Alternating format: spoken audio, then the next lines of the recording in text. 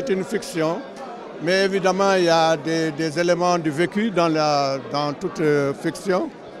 Et c'est le parcours d'un jeune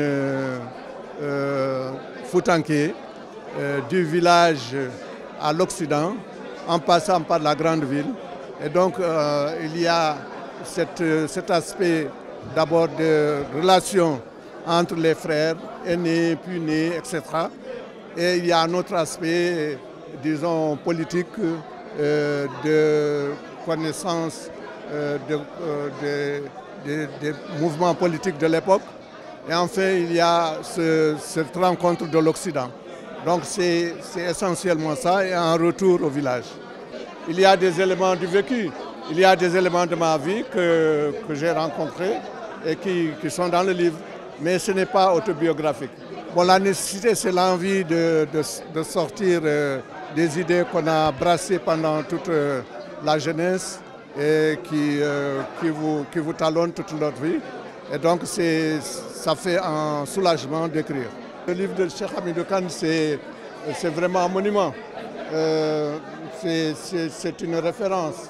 Il a été écrit il y a un demi-siècle.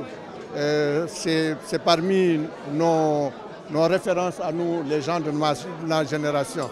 Mais il s'agit d'un autre aspect, d'une aventure ambiguë.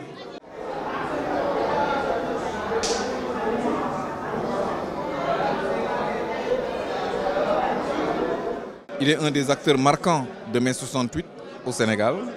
Et c'est pour cette raison que dans son roman, on voit dans la trame des événements, des hommes, des faits qui nous parlent.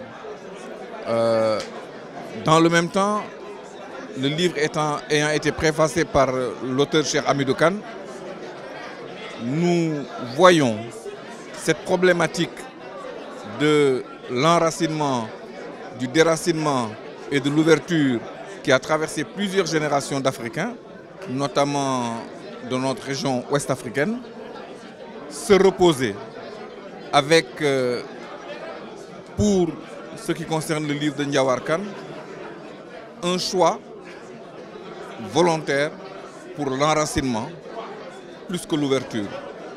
Parce que l'enracinement est porteur de sens et l'ouverture peut à certains égards se révéler périlleux.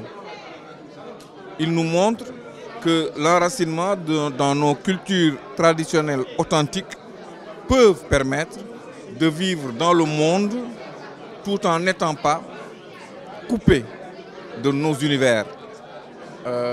Et c'est, à mon avis, un message que les jeunes générations devront méditer pour comprendre que l'Afrique a encore beaucoup à donner au monde parce que l'Afrique a produit des hommes forts, non pas au sens musculaire, mais au sens spirituel, culturel et moral.